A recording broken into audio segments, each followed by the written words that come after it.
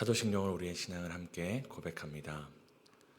전능하사 천지를 만드신 하나님 아버지를 내가 믿사오며 그 외아들 우리 주 예수 그리스도를 믿사오니 이는 성령으로 잉태하사 동정녀 마리아에게 낳으시고 본디오 빌라도에게 고난을 받으사 십자가에 못 박혀 죽으시고 장사한 지 사흘 만에 죽은 자 가운데서 다시 살아나시며 하늘에 오르사 전능하신 하나님 우편에 앉아 계시다가 저리로서 산자와 죽은 자를 심판하러 오시리라.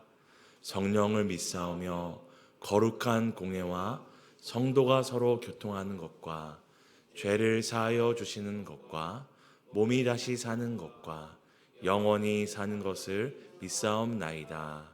아멘. 찬송가 273장입니다.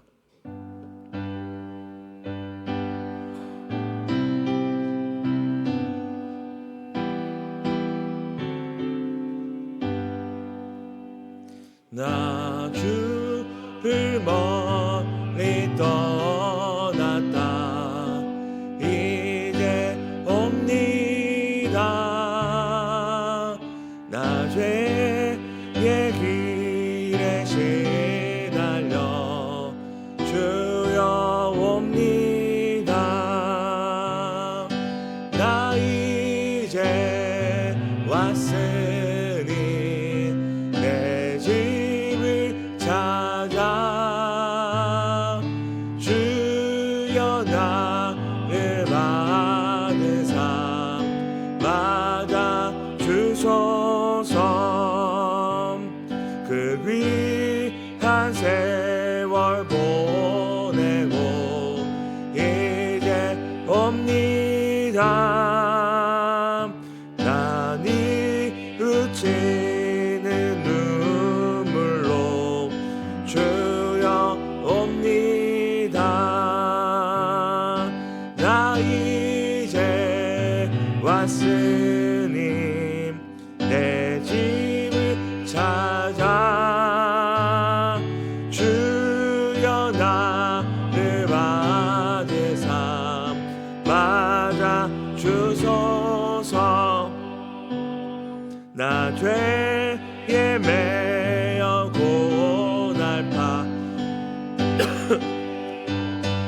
다 죽으신 사랑 받고자 주여 옵니다. 아 이제 왔으니 내 집을 찾아 주여 나를 받으사 맞아 주소서. 병든 마음을 고치려 이제 옵니다. 과 소망 바라고 주여 옵니다. 나 이제 왔으니 내 집을 찾아 주여 나를 받으사 맞아 주소서. 나 바랄 것이 무언가 우리 주 예수 날 위해 죽임 당하심 믿고 옵니다. 나 이제 왔으니 내 집을 찾아 주여 나를 받으사 맞아 주소서. 아멘. 신명기 1장입니다. 구약성경 신명기 1장 34절에서 44절 교독하시고 마지막 44절을 함께 읽도록 하겠습니다.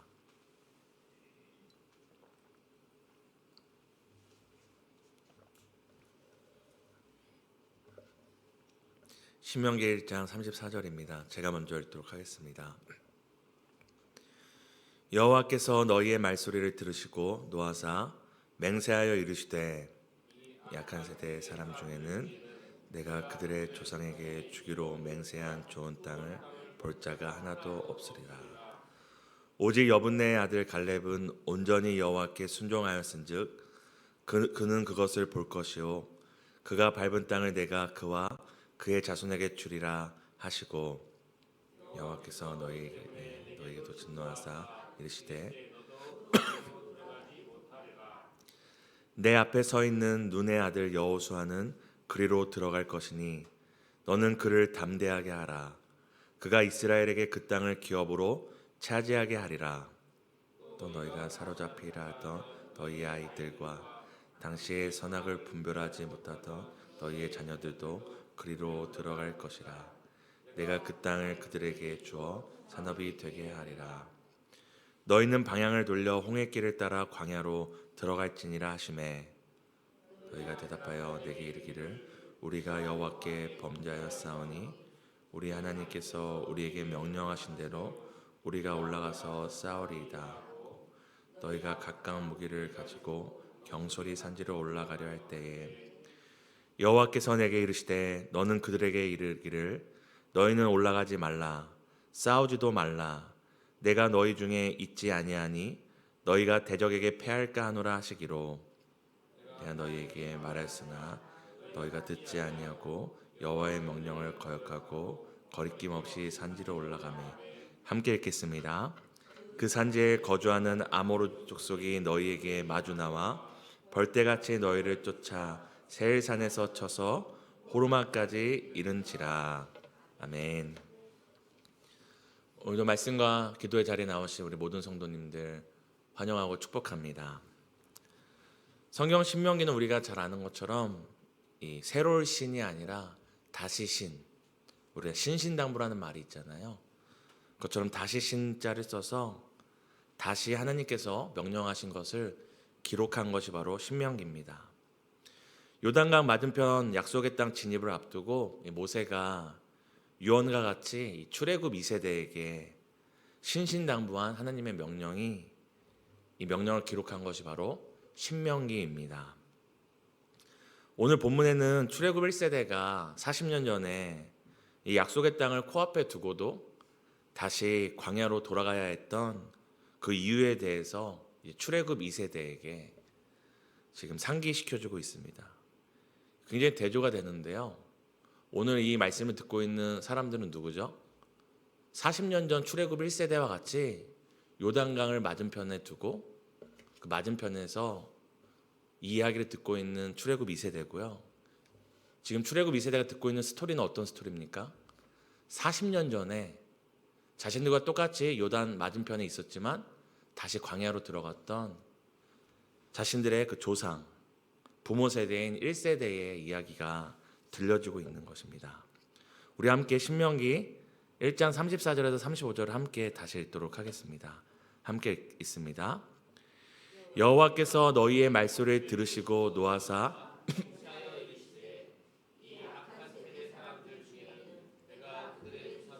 주기로 맹세한 땅에 볼 자가 하나도 없으리라.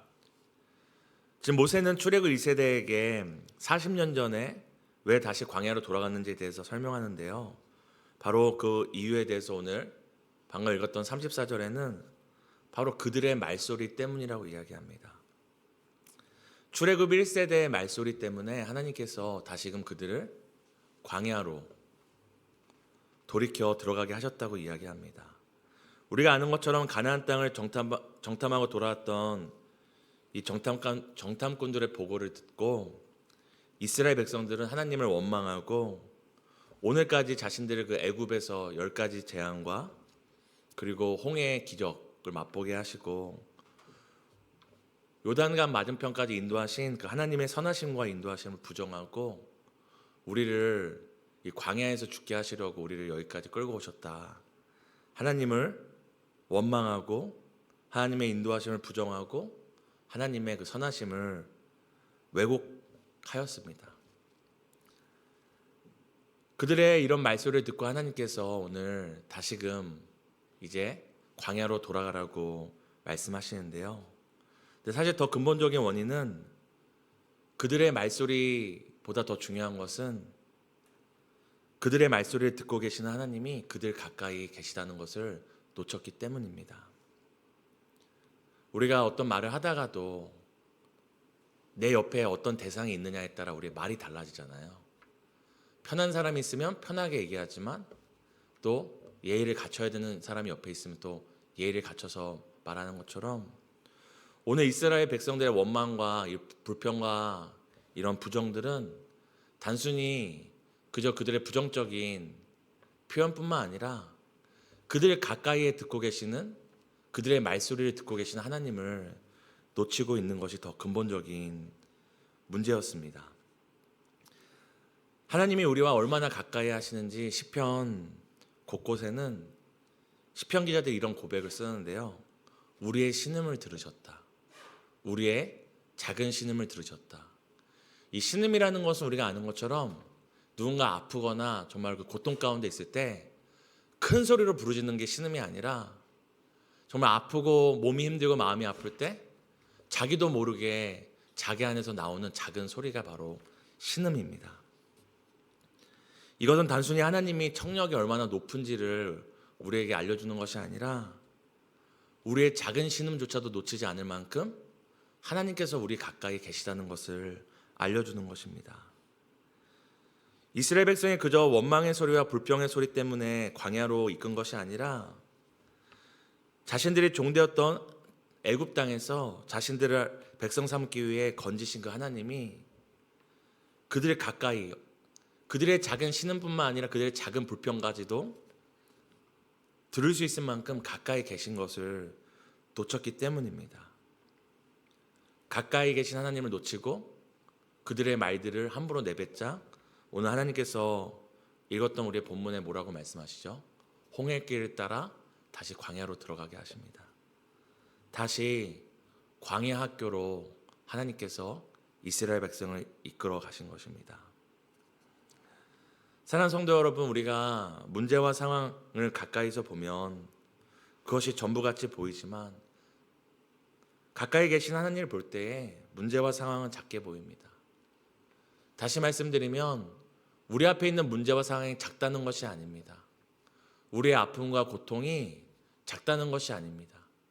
하지만 우주보다 크신 하나님, 만물보다 크신 하나님을 주목하게 될 때 그 크신 하나님 앞에서 우리의 그 큰 문제가 작게 보이게 되고 우리의 큰 고통과 상처가 우리의 고민이 작게 보이게 되는 것입니다. 하나님께서는 오늘 이스라엘 백성들이 이제 들어가야 될 그 약속의 땅과 그 땅을 정복하기 위해 그들이 거쳐야 될 관문들이 작다고 얘기하지 않으셨습니다. 다만 그들이 자신들 가까이에서 그들의 말소리를 들으시는 하나님을 놓치고 오늘 요단 맞은편까지 자신들을 인도하신 크신 하나님을 놓치게 되자 그들의 원망이 커지고 그들의 불신이 커지고 그들의 불만이 커져서 오늘 하나님께서는 그들의 말을 들으시고 그들에게 주시기로 맹세한 좋은 땅을 볼 자가 하나도 없게 하시겠다고 이야기를 합니다. 근데 하나님께서 오늘 그들에게 맹세한 좋은 땅을 볼 자가 하나도 없다고 얘기하시면서 오늘 그 맹세하신 좋은 땅을 보고 밟고 누릴 사람들이 있다고 얘기합니다. 그건 첫 번째 우리가 알고 있는 것처럼 온전히 순종했던 갈렙, 그리고 눈의 아들 여호수아, 그리고 바로 나오는 것이 아무것도 모르는 출애굽 1세대 자녀들이었습니다. 우리 함께 1장 39절을 함께 읽도록 하겠습니다. 함께 읽습니다. 또 너희가 사로잡히리라 하던 너희의 아이들과 당시의 선악을 분별하지 못하던 너희의 자녀들도 그리로 들어갈 것이라. 내가 그 땅을 그들에게 주어 산업이 되게 하리라. 굉장히 대조가 되는 장면인데요. 지금 하나님께 원망하고 불평함으로 광야로 다시 돌아가는 사람들이 누굽니까? 바로 출애굽 1세대입니다. 근데 이 사람들은 지금 방금 39절에 읽은 것처럼 사로잡히리라 하던 너희들의 아이들과 당시에 선악을 분별하지 못하던 너희의 자녀들과 다른 사람들이었습니다. 이 출애굽 1세대는 애굽에서 사실 많은 경험을, 비록 종살이라 하였지만 많은 경험을 했던 사람들이고, 또한 그 요단 맞은편에 오기까지 하나님께서 어떻게 하나님의 대적자들을 심판하시는지를 경험한 사람들이었습니다. 다른 말로 경험과 지식이 풍부한 사람들이었습니다. 그리고 출애굽 2세대가 스스로 선악을 구분할 수 없었다면 이 출애굽 1세대는 스스로 옳고 그름을 판단할 수 있었고 선악을 구분할 수 있는 사람들이었습니다. 그런데 오히려 이것들이 이 출애굽 1세대에게 독이 된 것입니다. 지금 자신들의 상황을 합리적으로 판단해 보니 자신들이 정탐하고 왔던 그 땅의 거민들과 거인들을 보니 자신들의 그 선악간에 우리는 저들의 밥이다. 우린 저들에게 또 사로잡힐 것이다 라고 이 합리적인 판단을 하게 된 것입니다. 근데 그러나 오히려 이것이 그들의 독이 되어서 오히려 선악을 분별하지 못하던 그 자녀들은 약속의 땅에 들어가게 되지만 자신들의 경험과 지식으로 선악을 분별하던 이 출애굽 1세대는 광야로 들어가게 된 것입니다. 스스로 선악을 분별하다 마치 그 에덴 동산에서 선악을 알게 하는 그 나무 열매를 아담과 하와가 선택하고 선악을 기준을 자신이 되었다가 그 에덴 동산에도 쫓겨났던 것처럼 자신들의 경험과 지식으로 선과 악을 구분했던 이 출애굽 1세대는 약속의 땅을 코앞에 두고 다시 광야로 쫓겨나게 된 것입니다. 그리고 우리 함께 읽었으면 좋겠는데요. 1장 41절에서 42절을 함께 읽겠습니다. 우리 함께 읽겠습니다. 너희가 대답하여 내게 이르기를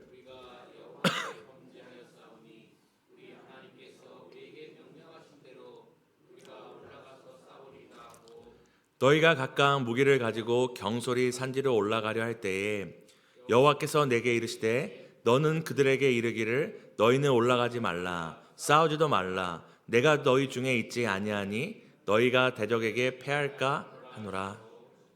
아멘. 하나님께서 이제 출애굽 세대에게 다시 광야로 돌아가라.